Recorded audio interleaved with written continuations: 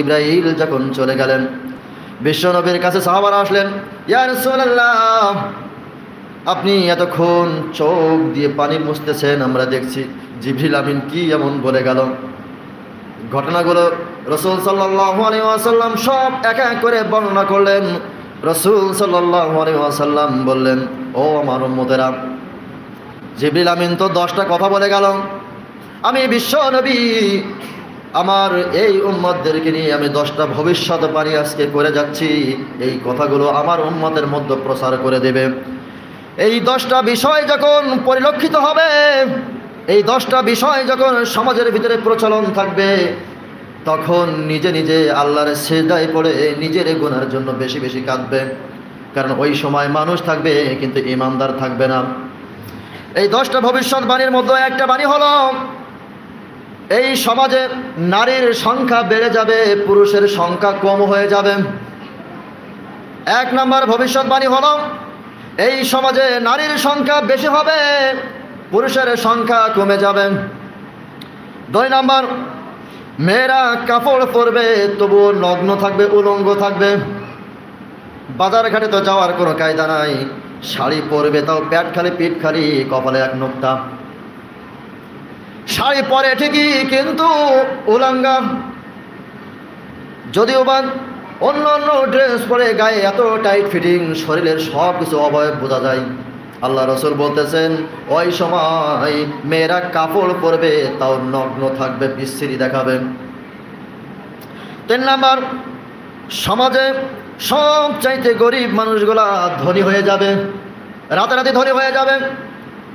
গত 1 বছর আগে যারা মাঠে জন খাটতো, আজকে তারা পালসার গাড়ি নিয়ে ঘুরে বেড়াবে। গরিবরা ধনী হয়ে যাবে, বড় লোকের আর মান থাকবে না।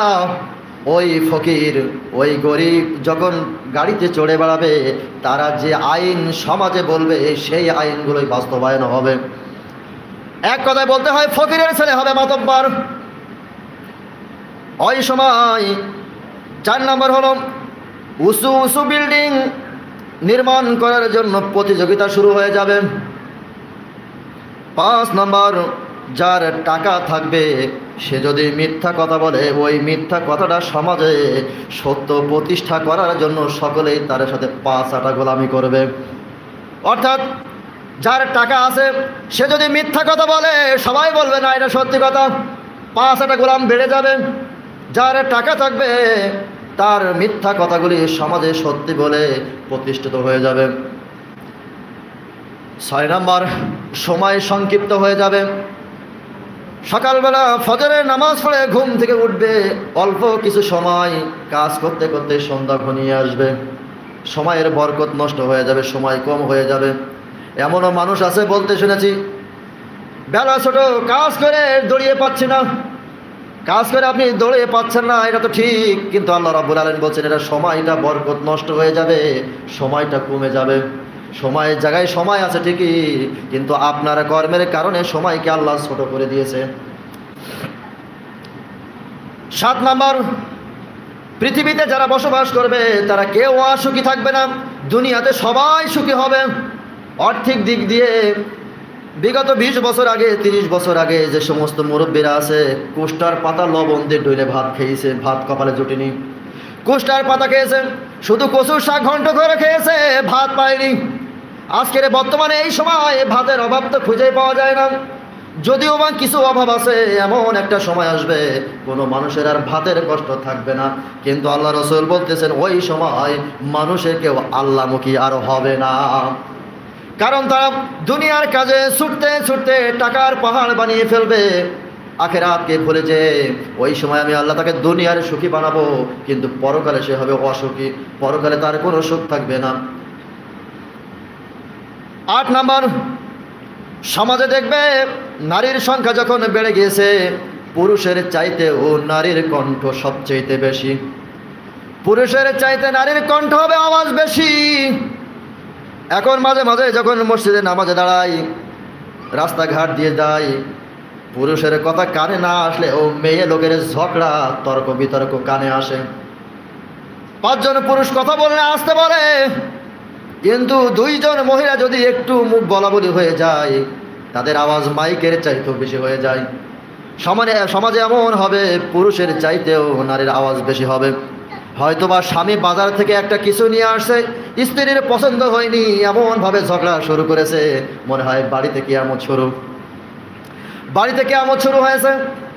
সম্মানিত মা বোনেরা, যদি স্বামীর চাইতে স্ত্রীর কণ্ঠ উঁচু হয়ে যায়, আল্লাহ রাসূল বলেন, কসম করে বলছি ওই নারীর জন্য আল্লাহর জান্নাত তাদের জন্য চিরতরে হারাম। 9 নাম্বার, এই সমাজে মানুষ যখন বসবাস করবে সুখ শান্তিতে ভরে যাবে, মানুষগুলা খুন হবে পাখির মতো। একটা মানুষ দাঁড়িয়ে থাকবে, তাকে খুন করা হবে, তাকে জিজ্ঞাসা করা হলো তোমাকে কেন খুন করা হলো? সেই লোক বলবে আমি জানি না কেন খুন করা হলো আমাকে। যে ব্যক্তি খুন করবে তাকে জিজ্ঞাসা করা হবে তুমি কেন তাকে খুন করলে? সেও জানে না কেন তাকে খুন করলাম, হত্যা করলাম। অর্থাৎ সমাজে খুন হবে, সেও জানে না কেন খুন হলাম।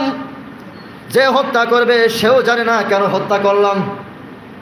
রাস্তায় দাঁড়িয়ে আছে একজন, মোবাইলে কথা বলছেন, হঠাৎ করে পেছন থেকে এসে ছুরি দিয়ে আঘাত করে তাকে হত্যা করে ফেললো। কি অপরাধ? তদন্ত নিয়ে পাওয়া গেল না। যাকে হত্যা করা হলো সে তো গেল, যে হত্যা করলো তাকে ধরা হলো। কেন হত্যা করলে? অমুক বলেছে।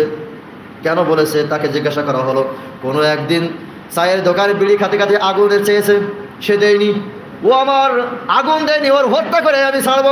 ছোট্ট একটা কারণ তাকে হত্যা করে ফেলবে।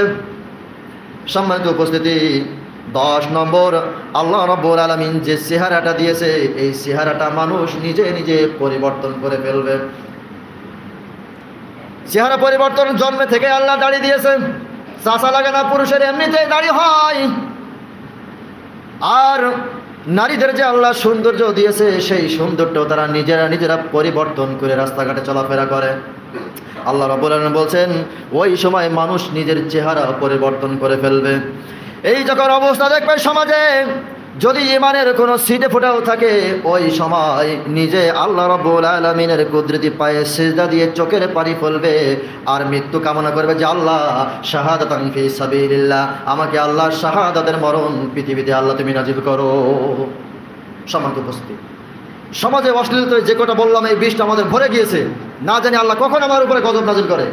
এই জন্য এই সময় আমাদের উচিত যে আল্লাহর কুদরতি পায়ে সিজদা দিয়ে নিজের গুনাহকে অনুশোচনা করে আল্লাহর কাছে মাপ চাওয়া। আল্লাহ রাব্বুল আলামিন আমাদের সকলকে তৌফিক দান করুক, আমিন।